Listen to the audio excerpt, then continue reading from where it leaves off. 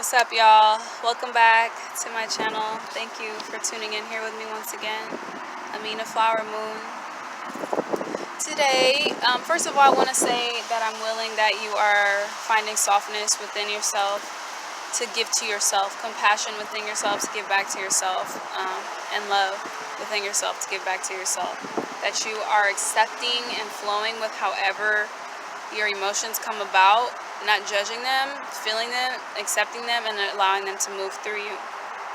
Now, this is not related to what I'm sharing with you all today, but I just feel like it's important, because the culture we find ourselves in doesn't support that kind of self-nurturing and softness. We're more encouraged to be rigid and linear and and tight, when in reality there has to be a divine balance between these different aspects, because there's a spectrum, not even a straight line spectrum. It's like a spiraling spectrum. It's a moving spectrum, and as humans we are part of that spectrum. So honor, respect wherever you are in your journey.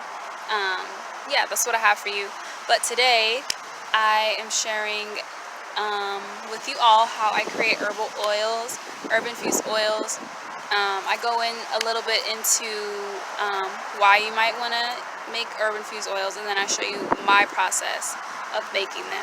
So if that sounds like something you're interested in, stick around. Alright, let's get into it. First of all, I want to speak on why might you want to use an herbal oil. So you can use them for a number of reasons. Most commonly people are using them so they're getting the medicinal qualities of the herbs and being able to use them topically or like in their hair. So for issues like eczema, psoriasis, dry skin, allergic reactions where you have this inflammation that is seeping out into the skin, and even just for beauty purposes, right? Things like rose hip oil or rose infused oils, and even rose waters, even though it's not an oil, it's a similar kind of thing. Where the plant is being used for beauty reasons, because it's really good for the skin, tonifying to the skin or healing to the skin. So that's one reason. Another reason is that herbal oils can be used for protection or for anointing. I'm gonna make one of those oils here today. I'm using sacred tobacco that I grew in my garden and sage flowers. I'm really excited to show you. So those are just a couple of reasons. Oh, and the third reason, which I'm making an oil for this too, is for culinary purposes. So if you have used cooking oils like olive oils or coconut oils, if they're infused with herbs, you're just upgrading the oils so that in your meals, when you're adding your olive oils or your coconut oils, hopefully raw, because the olive oil should not be heated, it should be consumed raw. You're getting also the beneficial medicinal properties of the plants through the oils. So that's another way, because they say herbal medicine, I don't want to say medicine, herbal healing is preventative healing. So it's just about incorporating these plants into your daily routine so that your body stays balanced. And herbal oils are a great way to facilitate that preventative healing that herbs offer. I use recycled jars because it makes the most sense.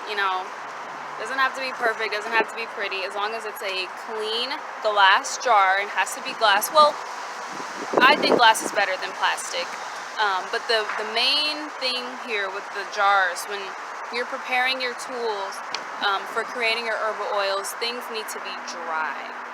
So your jars need to be bone dry, the lids need to be bone dry. Your herbs don't have to be super dry depending on the herb, because some herbs, some plants have higher water content than others. But you do want to, it's better to have them a little dry. So the herbs I'm using here today I picked from my garden. Some of them I picked yesterday, and then another batch I picked 2 days ago. So they're all dry-ish, they're not super wet. So that's really what you want. You can use fresh herbs too. You just have to know the water content of that herb. But like I said, mine have been drying for at least a day, so they're good to go. So you want to make sure everything's dry. What I do with my jars, I wash them with Castile soap And then I have a mixture of baking soda, vinegar, and water that I sprayed on the inside. Rinse it out with hot water, and I like to hear them squeak. And then I put them in the oven so that they dry, but also to neutralize any other harmful pathogens that could be hanging out in there that survive the soap and survive the vinegar and baking soda. Use whatever you want. I like to use clean cleansing products. Clean meaning no chemicals. People always want to talk about decolonizing their lives. That's a huge part of it, you know. Using things that are simple, that are from nature to cleanse, and to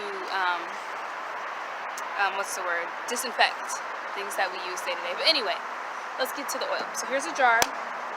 We'll do the tobacco protective oil first. Yeah, so I didn't mention the tobacco I'm making into an anointing oil, a protective oil to use just day to day. Also, I'm moving into working with sacred mushrooms, and this is a plant that carries its own protective spirit, a warrior spirit. And this is something that I will be using to anoint to protect myself before going into my journeys with the mushroom.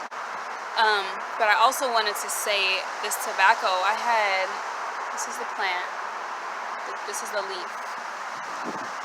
Maybe I'll insert a photo here of the plant so you can see how beautiful it is. I have a deep ancestral connection to the tobacco plant. I did an herbal apprenticeship at the end of 2019 where I met the tobacco plant in its natural, fresh form for the first time. And I had a profound experience. We did like a plant journey meditation kind of thing, and the way the plant connected with me was profound. And I know it was my ancestors connecting through me via this plant. They wanted me to work with it. The woman who held the apprenticeship gave us all a bunch of seeds, and I scattered them in my garden. And so I have a lot of little tobacco plants growing up. Well, they were little, they're getting big now. But this is the leaf. It smells beautiful. It's a beautiful plant. I love it. I love it. It connects me to my ancestors, you know. I have indigenous blood. And you know, there's a lot of controversy around who's the real indigenous people, is it melanated people? You know, really, we just have to go within ourselves. Our ancestors live within us. They will guide you the right way. This is how my ancestors have guided me, to say, hey baby, this tobacco plant, it is a sacred plant, and it is a sacred plant of your people, so work with it. And I'm just honoring their wish. So, these are the tobacco leaves. I have, there's some sage seeds that fell into them from the sage flowers that I harvested. But I have, I don't even know how many leaves I have here. Maybe about 10. It's going to be a potent oil. So first, I just, give thanks to the oil, or to the herbs. Give thanks to the herbs as I did while harvesting them.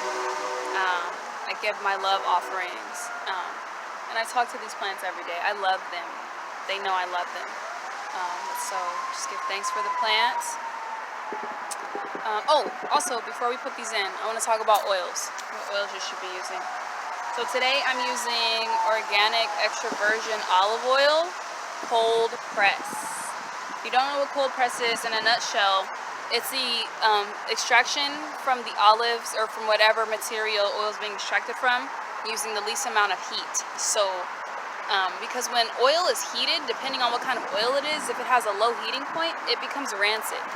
And rancid oils in the body turn into free radicals, which if you don't know what those are, they're cancer causing agents. They're radical cells that it will jump into cells, and then they can turn cells unhealthy, and then more of those cells start to reproduce. That's how cancers and tumors and things like that come about. That's why processed foods are linked directly to cancers, because they're full of rancid oils.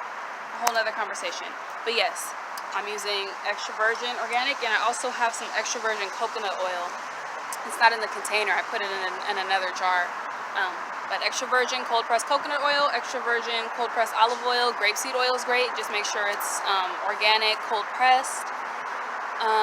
Those are the ones I would stick with. I wouldn't use sunflower oil, safflower oil, no like vegetable oils, because those a lot of times are rancid, not high quality oils.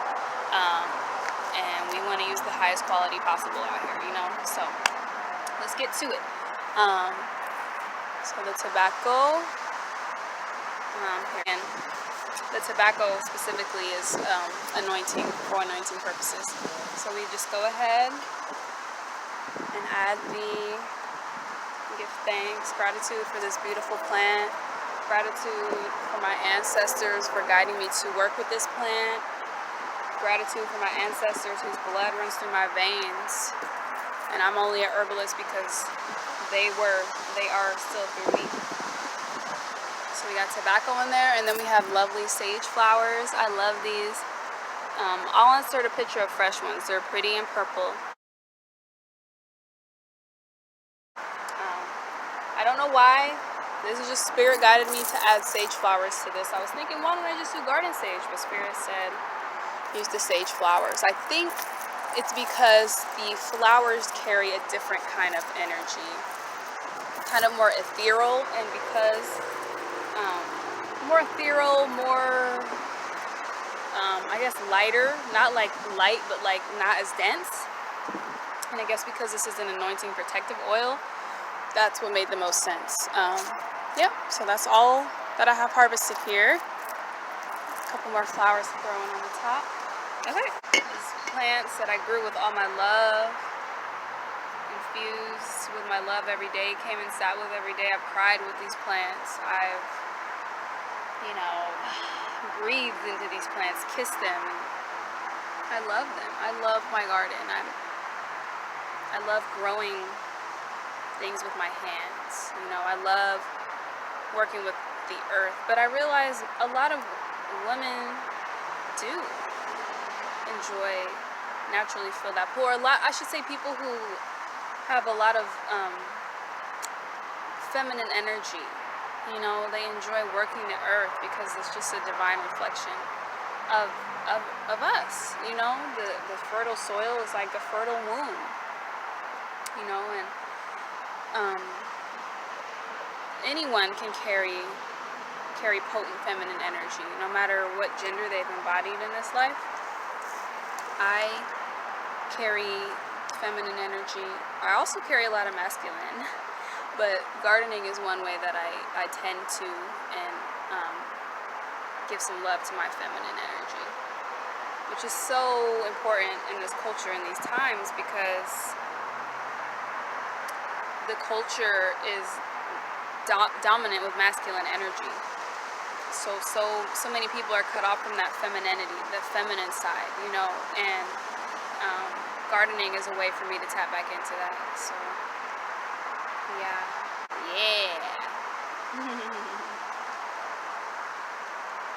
Alright, whoops. I'm gonna leave a little space at the top so I can shake it every day. And that's that. And then I'll cap it. Spilled a little on the sides, but hey, medicine making gets messy. I'm gonna give it a good shake. Oh, I didn't bring labels out, but that's very important when you're making your herbal oils. Label them, because you might think, oh, I'll remember, but seriously, the longer these oils sit, it's almost impossible to know, because they start to look alike, you know, as the herbs break down. But this is my beautiful, ignore that sticker, my beautiful tobacco and sage flower anointing oil. So let's move on to the next one. Let's move into the next oil. Just sanitize my hands again here, because I am making these oils to share with you all, to sell, or even trade, you know, barter. This is abundance from my garden, and so I'm like, hey, I can share it, you know. All right. So the next oil we're gonna do is one I'm really excited about, calendula and sage, but I'm gonna do it in a coconut oil. Calendula. Beautiful flower. This is my second year growing it, but this year it grew better because last year I grew it in little pots or containers, but you know, plants are happier when they have more room to spread. So a lot of flowers were produced this year.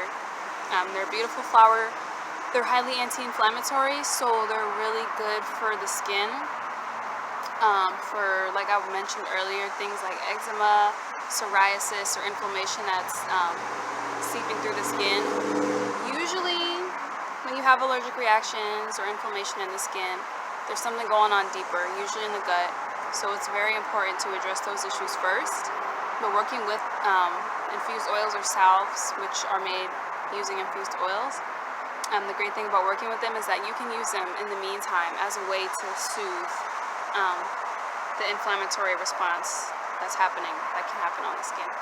So for this one, I'm actually going to wear a glove because the tobacco and sage oil is more for anointing purposes, not really so much for medicinal purposes, not physical medicinal, more so for spiritual medicinal. But for this one, I'm going to wear a glove while I touch the herbs. So here here's a calendula flower. Doesn't wanna. I'll insert a picture of my flowers here. I've shared them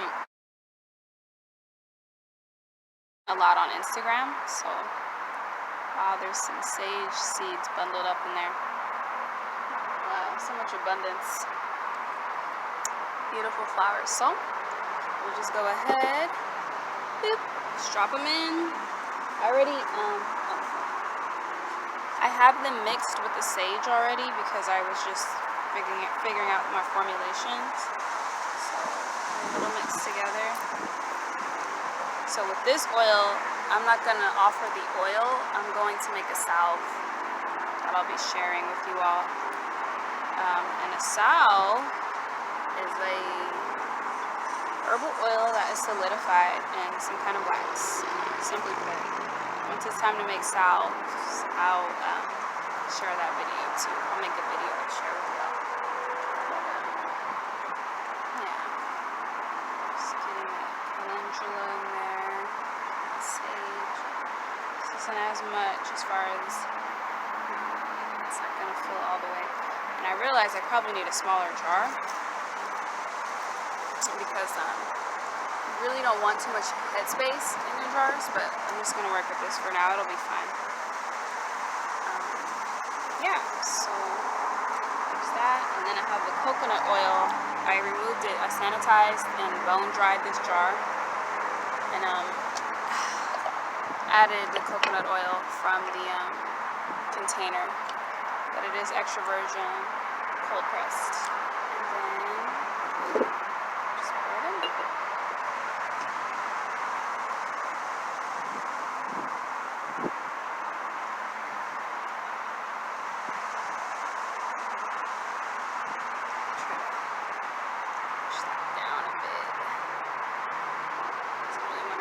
So let me just pour all this in. Got a clump of it there.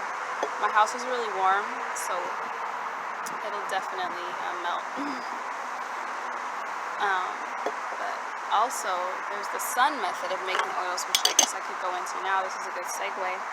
So the way infused oils are made, obviously this part that you see here, you have your herb, you have your oil, you cap it, give it a good shake, and you let it sit somewhere and let it infuse. Now this is I can't remember what it's called, like the cold oil solar infusion, where you just let them sit. You let the oil sit for at least a couple weeks, but I like to let mine go for like six weeks, because then you just give the oil ample time to extract nutrients from the herbs. I'm gonna take this glove off now. This is really pretty. I like using coconut oil because it's clear and you can like see through and see the plants. It's pretty cool. But that's how I like to make my oils, is the solar method. or the cold infusion, where you just give it time and you can put them in the sun. Some people say not to put them in direct sunlight, and some people do put it in direct sunlight. What you could do is you could put it like in a brown paper bag and put it in the sun, so it's still getting the warmth, but it's not getting the direct heat. It's really up to you. My house is really warm, and where I live is warm, so I really don't need to like put them straight in the sun, but I do like to put them in my window. Sometimes I'll put them in a brown bag, sometimes I won't, because I do get some sun, and all the oils I've made are potent and beautiful. Yeah, they're amazing. Wow, isn't that just so gorgeous? This is going to be a beautiful oil too. Super stoked. So yeah, the other way people make oils is by using heat. Now I don't recommend doing it this way. I mean, it's okay, but I don't recommend doing it this way unless you're like in a hurry and you can't wait. Like if it's like an emergency situation, or like your baby breaking out in hives or something and you just need some medicinal oil real quick, then I could see like, all right, just doing it. But this is the way I prefer. This is the way I recommend, because it's slower, and it requires more patience and more love. But I think the slowness of the medicine is really where the magic is. You know, the slow infusion. I have oils that have been infusing for a year, and it wasn't on purpose. I just got busy. Life happened, and they infused for a whole year. I made them on July 12th of 2019. But man, they smell good. They're potent. They're just, the slowness, it like gives, I'm not saying that a year is how long oils need to sit. I think 2 months or 3 months is good. Personally, everyone's going to tell you something different. You got to try it out and see what works for you. 3 months is good. 6 weeks is perfect. 6 to 8 weeks is perfect. But I like 3 months, but it's just like that slowness, the slow extraction. There's a lot of power in that. So yeah, let's get on to the next oil, which is a culinary oil. And I did not this is just what my garden gave me, and this is what the plant spirits told me to do. They're like, hey, we're here, and we want to be of service to you and to others, and this is the way to do it. Got a glove on. Alright, so for this oil, got some rosemary. I'm gonna homegrown rosemary, and I have some more of my homegrown sage that's going into garden sage. I wanted to put some garlic, because I'm growing garlic, but they're not quite ready for harvest, so it's all good. I love rosemary, highly anti-inflammatory, very healing herb, tastes delicious, antioxidants, helps with neutralize free radicals. Spiritually or energetically, it's a highly feminine. It carries a lot of feminine energy, and I appreciate it a lot for that. It's just a beautiful plant. Beautiful plant to have in your life, to add to your foods.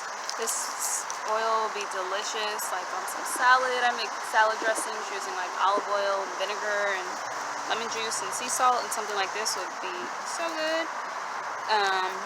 Or even like after your potatoes come out of the oven, tossing it in some of this olive oil infused with sage, infused with rosemary, delicious. Yeah, and I'm using an olive oil for this one, just like the first one. So I've got another bottle here.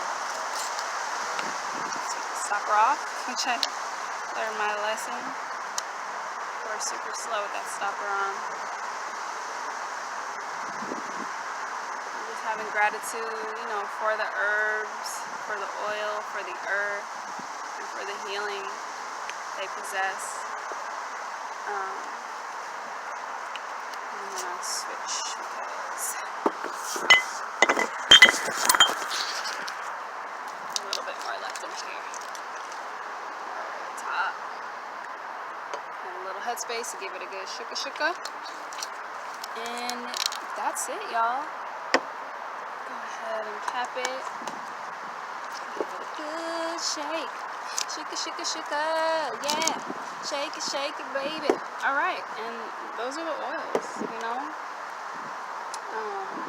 Beautiful culinary rosemary and sage oil. Oh, this is so gorgeous. Oh, excuse that sticker. I used this for something else before. This oil is so beautiful. Super soaked. And the coconut oil chunk already melted, so. And this is the tobacco and sage flowers. And so what I like to do after